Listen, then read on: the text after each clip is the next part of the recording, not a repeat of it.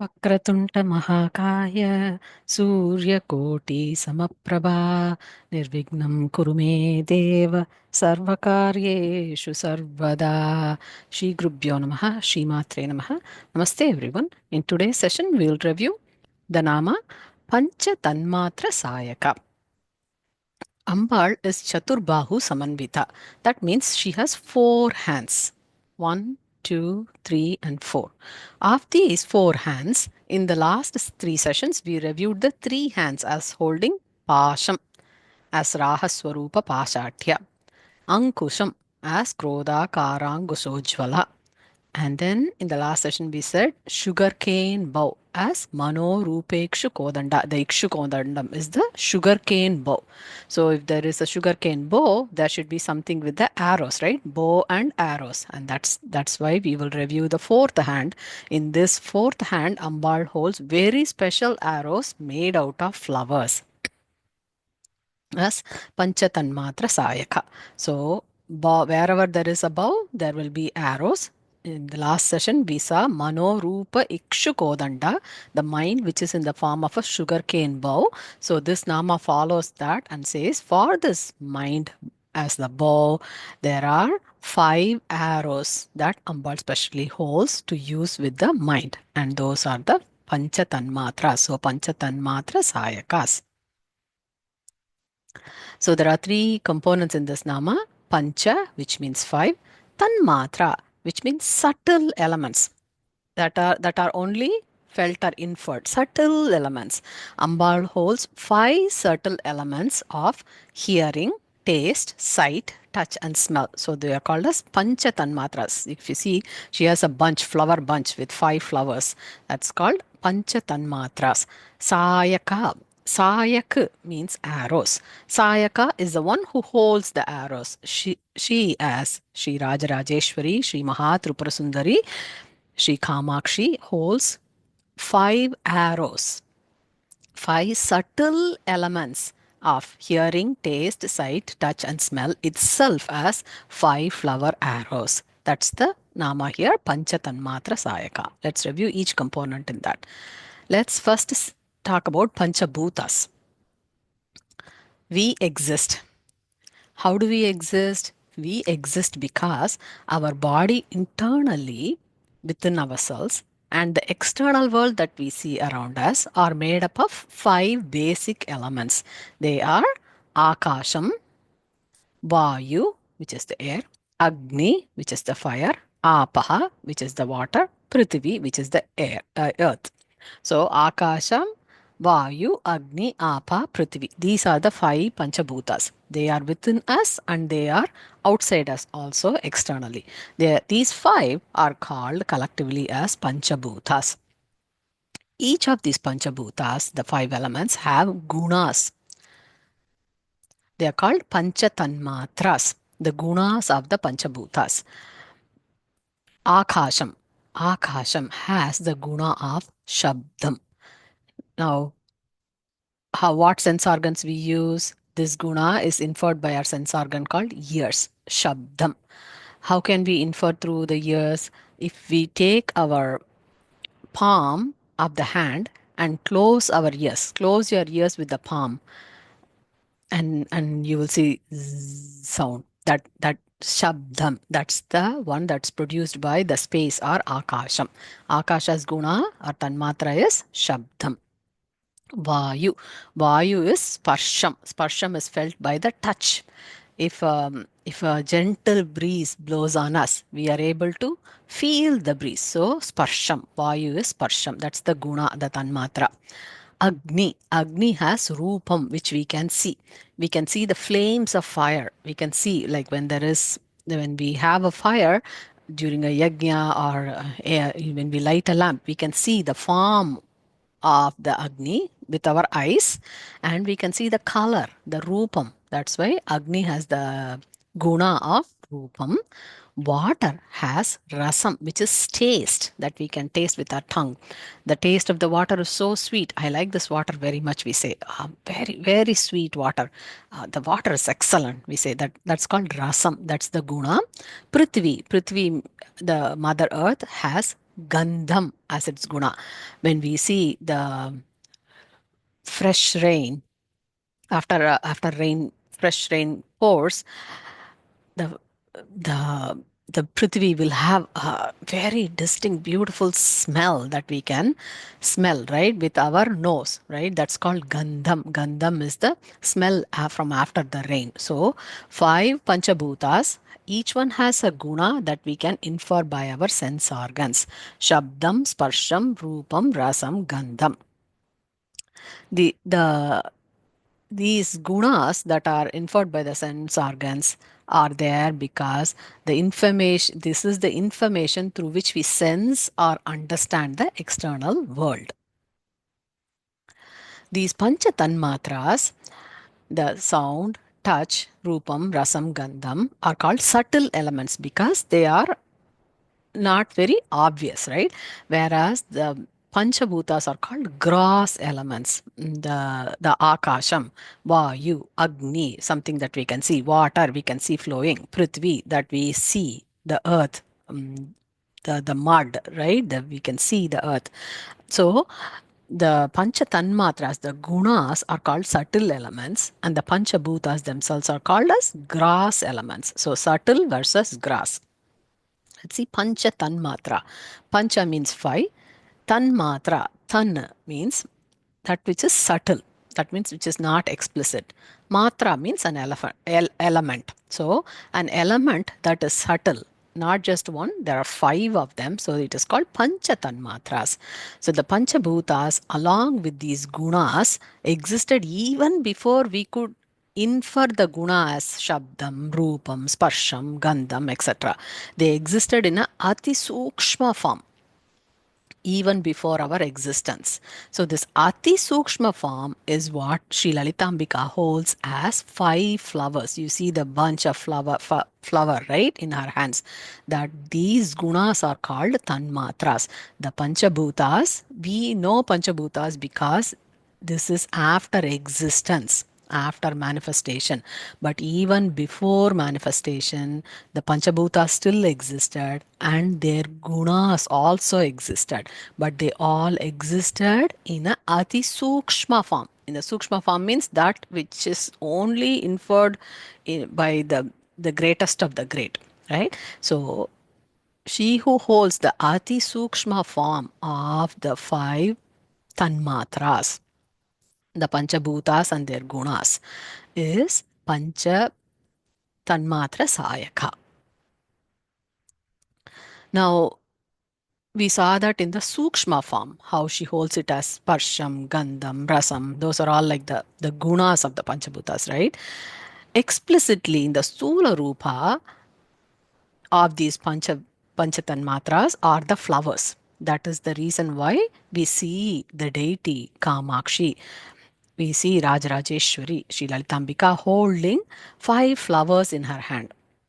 That's the Stula Rupa. Stula Rupa means when we go to do a darshan of the Vigraha or when we see a picture of Ambal, we can see her holding five flowers. That's the Stula Rupa of the Tanmatras that we just reviewed. So, Sri Lalitambika holds these five flowers in her right hand.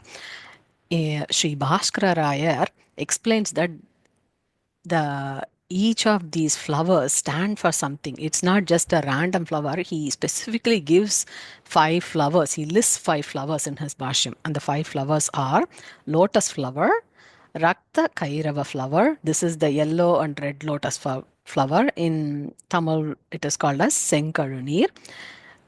Rakta Kairava. Kalhara flowers are the red lily or water lily. It's called Sevvalli in Tamil. Indivara or the blue lotus. It's called Sevambal. And then the flowers of the mango tree. So lotus, Rakta Kairava, Kalhara, Indivara, and flowers of the mango tree. Of these, the pictures of lotus and the picture of the flowers of mango tree are accurate. These three are only for a visual reference. They are I'm not sure if these are the exact representative flowers. It is just given as a visual for us to know what it would be for a Rakta Kairava flower. Um, it is just for a visual reference. The form of the actual flowers may be little different than illustrated here. Just for completeness sake, I just wanted to mention that. So lotus flower, Rakta Kairava flower, Kalhara flower, Indivara flower, and flowers of a mango tree. So those are the five flowers that Sri Bhaskara Rayar mentions in his Bhashyam. And in the Tantra Shastra, when these flowers are aimed at an intended being, it is expected to produce one of the five results, is his interpretation. He gives five basic gunas that these flowers can exhibit. Harshanam, which is to make somebody happy. Harsha means to feel happy, right? Excited, causing a joy. Rochanam, to add more taste, to be pleasing to somebody. Mohanam is to attract somebody. It can even cause confusion in certain cases. Soshanam is to make it dry, causing it to fade. That's a guna of one of the flowers. Maranam is to completely bring somebody under control. To like it goes even to say it can even produce extreme results in some cases. So these five flowers are like we see it as five flowers externally in the Stula Rupa, but from a Tantra Shastra perspective, Sri Bhaskar Rayar goes into very deep meanings for each one of them. We've just listed them here because that is the extent through which we can say that Tantra Shastras are very detailed work. So the details of this must be learned from a guru on the Tantras itself. But just to summarize, there are five flowers, and these are the five results that these flowers can produce when it is used as per the Tantra Shastra. Depending on the mind of the person aiming, the arrows do one of the intended actions above. And to summarize, if we are a bhakta, the arrows bestow good actions. The bhakta gets the good desired impacts from rupam, rasam, gandham, sparsham, and shabdam. Those are the five tanmatras, right? So that's the basics of it. Everything will be shobhanam if we are a bhakta and we use the five senses for good purposes with these tanmatras. These are being discussed here in the very introductory parts of Shilalita Sahasranama because the mind and the five senses are so powerful. See, Ikshu Kodandam. What is the Ikshu Kodandam representing? Mano Roopekshu Kodanda. That's what we saw in the previous Nama, right? The Ikshu Kodandam, the sugarcane bow, is a representative of Manas, the mind that Sri Lalitambika holds. So when she holds this as a bow, she needs arrows, and the five arrows are the five tanmatras, right? So mind needs to be very firm so that we can direct our senses to reach its good purpose. See, that's the essence of this bow and arrow. The Ikshu Kodandam, Mano Roopekshu Kodanda, Pancha Tanmatra Sayaka. That's why she has the Sayaka, the five arrows of Tanmatras itself. So the mind and the five senses are so powerful that it can even shake the greatest ascetic. A greatest sage even can be shaken by this mind and five senses. For example, we all know the greatest of the sages, Sage Vishwamitra, was impacted by the Apsaras, Menaka. She came and danced, and she could cause a havoc on his tapas, right? So even for the greatest ascetics, the mind and the five senses can wander, and that's why we always have to immerse our mind and the five senses in the lotus feet of Sri Lalitambika. Now, Sri Kanchi Paramacharya explains an interesting observation in his lectures on Saundarya Lahari.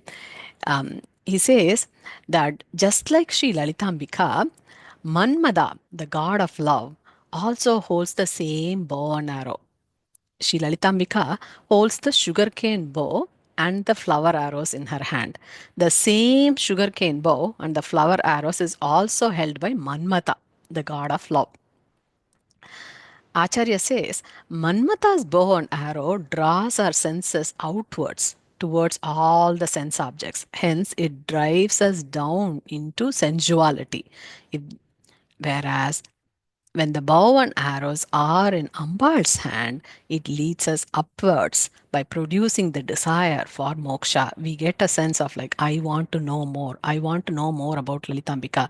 That that is how our mind, our senses will go. If we give our five senses to Lalitambika, it will lead us to a path higher when we meditate on this Ikshu Kodandam and the Panchatanmatra Sayakas held in Ambal's hand.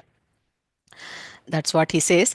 Acharya says, when we see the bow and the arrows, this is a very powerful meditation technique, and that's the reason why it is way up in the namas here in Lalita Sahasranama. It's in the third sloka itself, right? That's the importance of having the mind and the arrows in control, mind and the senses in control. That's why it's so important. The bow and arrows in Ambal's hand leads us upwards, right? So the same eyes that would have gone into sensuality now would want to know about, see about Lalitambika's form. The ears wants to see her praise. I want to know more about, right? That's how our desire goes, which is towards the right path. We want to taste her praise. Oh, Lalitambika, what is this? I want to know more. The smell of the fragrance adorned by her hair. We want to always go and visit her in darshan her in her temple and fall on her feet. That's our greatest comfort in life, right? So the same arrows, when it is in Ambal's hand, produces very divine effects. Sri Kanchi Paramacharya says, just a change in the place of weapons changes the purpose and effects. He says, it is something like knife in the hands of a thief versus the same knife in the hands of a doctor. A thief uses the knife to harm, whereas a doctor uses the knife to operate and cure diseases. That's how Manmata, the same bow and arrow in the hands of Manmata, will be like causing harm, whereas the same bow and arrow in the hands of Shilalitambika is like a doctor who would cure our diseases. Acharya gives a very beautiful example that we can relate to.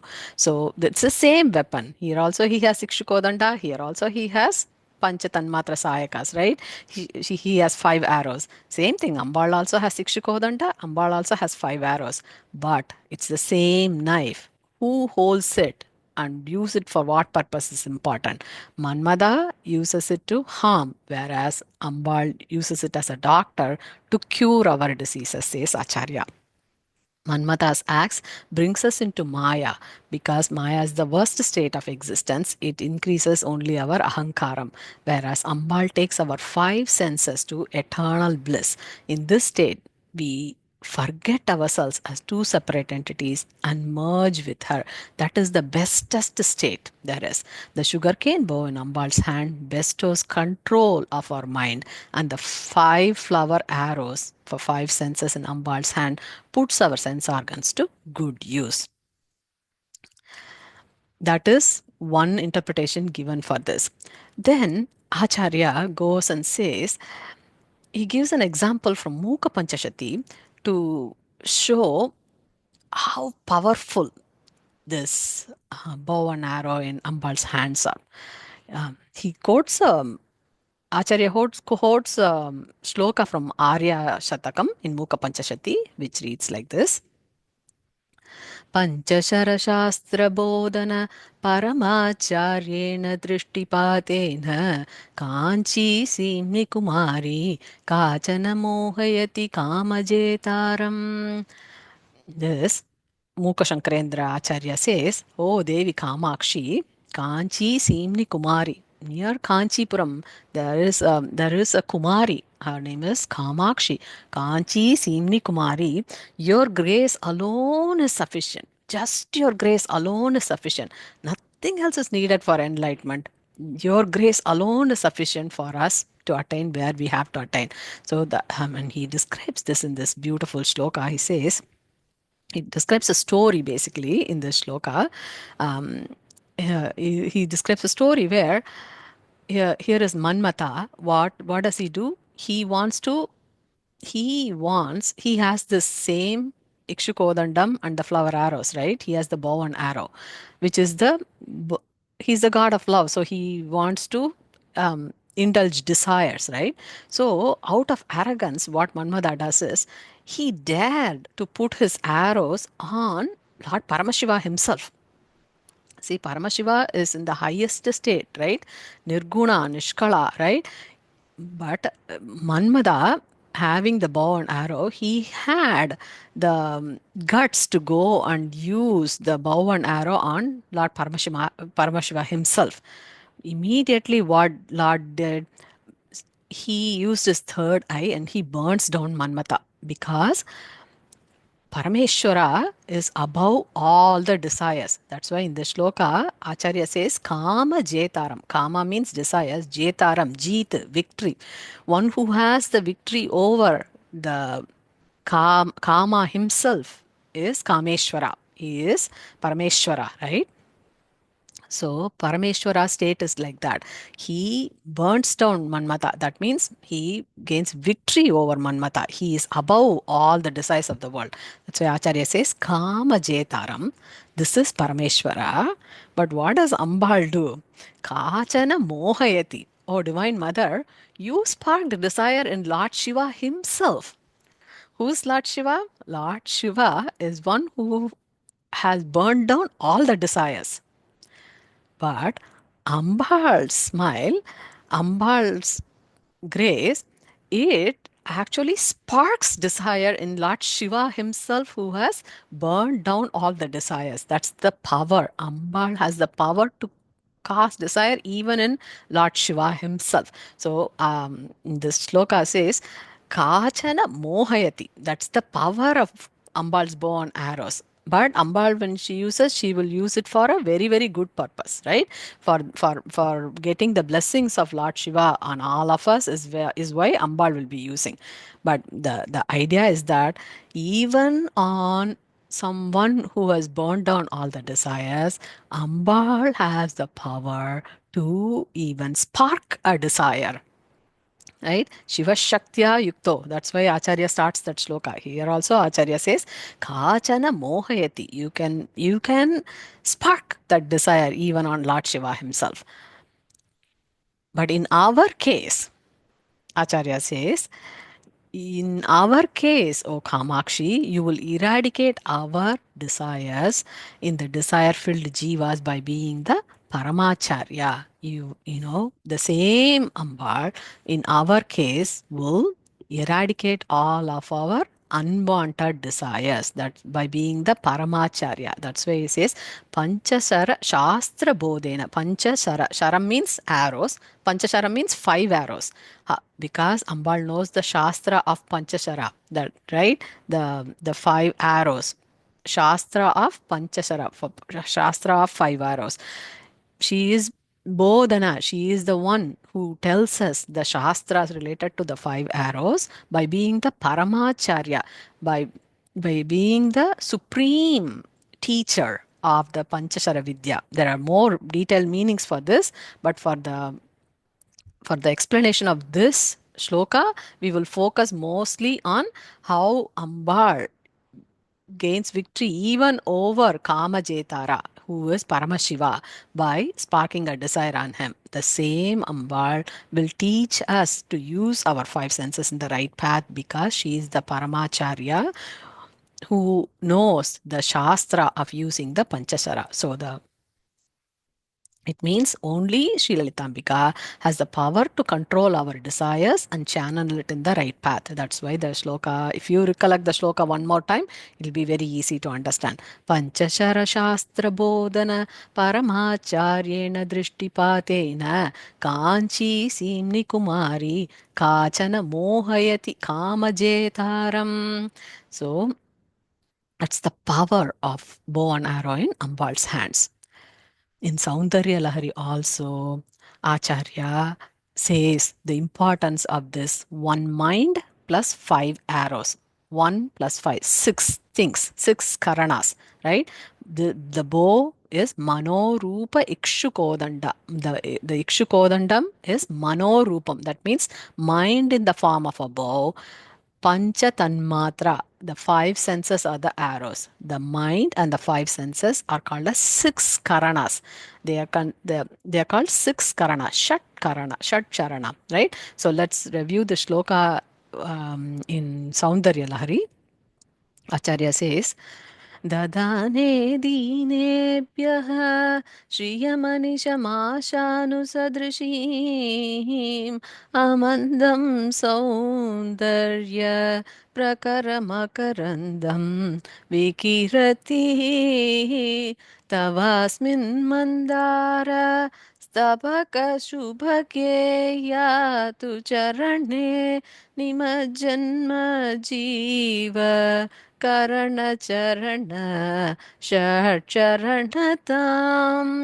In this shloka, we will focus exclusively on the last line because every akshara in Saundarya Lahari has so many meanings. So the same shloka may be used in different namas to convey different meanings. So that's the power of Saundarya Lahari. In this nama, in order to understand this nama of one mind plus five senses, bow and arrow, the Ikshukodanda, which is the bow, and the five arrows, which are the Pancha Tanmatra Sayakas, we will use the last line, Nimajjan Majjiva Karana Charana Chat Charanatam.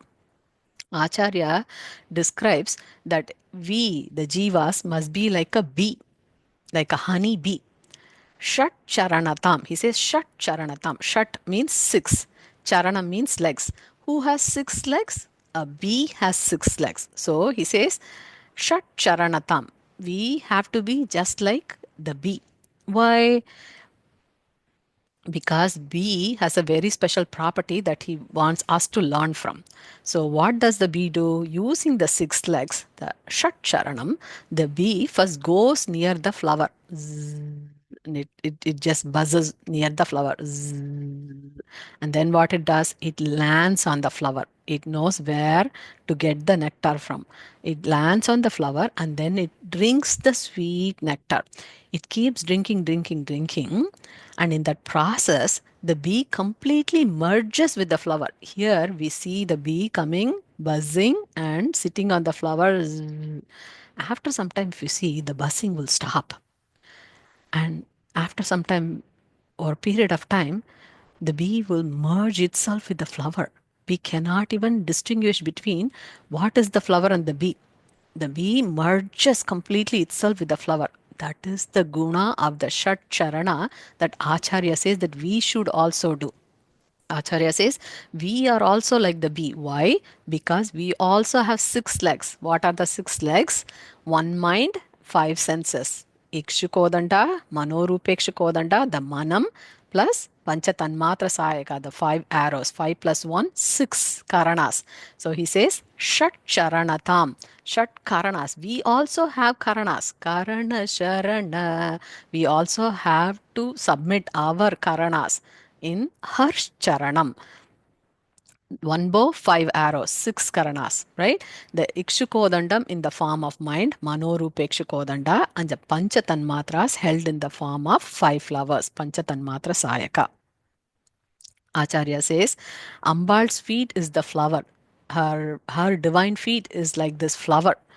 We should also merge our mind and five senses in Ambal's feet completely by immersing in her feet to the extent we cannot distinguish ourselves from Ambal. We saw that, right? When the bee first comes, it buzzes, but after some time, the buzzing stops because it is so involved and merges itself that at one point of time we cannot distinguish where the bee is. It just completely merges inside the flower like that. Shat charanatam, the one who has shat charanam does that. Similarly, we also have to be the bee using our mind plus five arrows and completely immerse ourselves in the lotus feet of Lalitambika. Just like the bee loses its identity and becomes one with the flower, we also lose I-ness and become one with her. Every act that we do must be only for Jagadamba's Prityartham. Then we won't make any mistakes with our five senses. Mind will be firm. So he says, Nimajjan Majiva, not just falling on our feet, just completely immerse yourself that you lose your identity and merge one with Lalitambika. That's why he says, if you read the same line again, it will be very easy. He says, Nimajjan Majiva, completely immerse yourself. With what? With your karanas. What are the karanas? One mind and five senses. The mind and the five senses. With those, completely immerse yourself. Karana charana, on her charana, just like Shat Charanatam, just like the bee which has six karanas, which has six legs, just like the bee with six legs, we with our six karanas must completely immerse ourselves in the lotus feet of Lalitambika. Nimajjan Majjiva Karana Sharana Shat Charanatam. So, since Ambal's grace brings the best of the intended use of the Shat Karanas, the bow and the five Tanmatras, six Karanas, Sri Bhaskara Raya states that the bow and the arrows together, the Ikshu Kodanda and the Pancha Tanmatra Sayaka together represents Kriya Shakti. And the Adhistana Devata for the five flowers held in Ambal's hand is Sri Varahi Devi. Varahi Ambal has boar-like face. If you see Ambal's face, it's like Lord Vishnu's Varaha Avatara. Varahi Ambal is very powerful Adhistana Devata for these five senses. So with that, let's review all the four hands at a glance. We reviewed that Ambal is Chatur Bahu Samanvita. She has four hands. Pasham, Ankusham, Ikshu Kodandam, and the five arrows, Panchatanmatra Sayaka. These are all very powerful Ayuda Devatas. We should also recollect Pasham. Who holds the Pasham? Who's the Adi Devata is Ashwaruda Devi, she who rides on the Ashwam. Ashwa Aruda, right? Recollect that Nama. Raga svarupa Pasadhya. She is the embodiment of Icha Shakti, Ashwaruda Devi. For Krodhakarankushojjvala, Krodha Akara Angusha Ujjvala. That is Jnana Shakti. That is just like we control the elephant with the Ankusha. Sampatkari Devi controls our anger. The Pasham, which is the desire, if the desire becomes uncontrolled, it becomes Krodham. And so the Krodham is controlled by Ankusham. Angusha Ujjvala, that is the Adi Devata. For that is Sampatkari Devi. And then we said the sugarcane bow and the five arrows. The Mano Roopekshu Kodanda. Mano Roopekshu Kodanda. The sugarcane bow, which is the form of a mind. That is Kriya Shakti, and the Adi Devata is Mantrini Devi. And in this Nama we saw the fourth hand, which is Panchatanmatra Sayaka, which is also Kriya Shakti, and the Adi Devata is Varahi Devi. So with this we are completing the recitation of the four divine hands of Lalitambika. Raha svarupa Pasadhya, Krodhakarankushojjvala, Mano Roopekshu Kodanda, Panchatanmatra Sayaka. As next steps, with Acharya's blessings, let's review the next Nama in Sri Lalita Sahasranama. Loka Samasta Shukino Bhavantu. Thank you so much, everyone.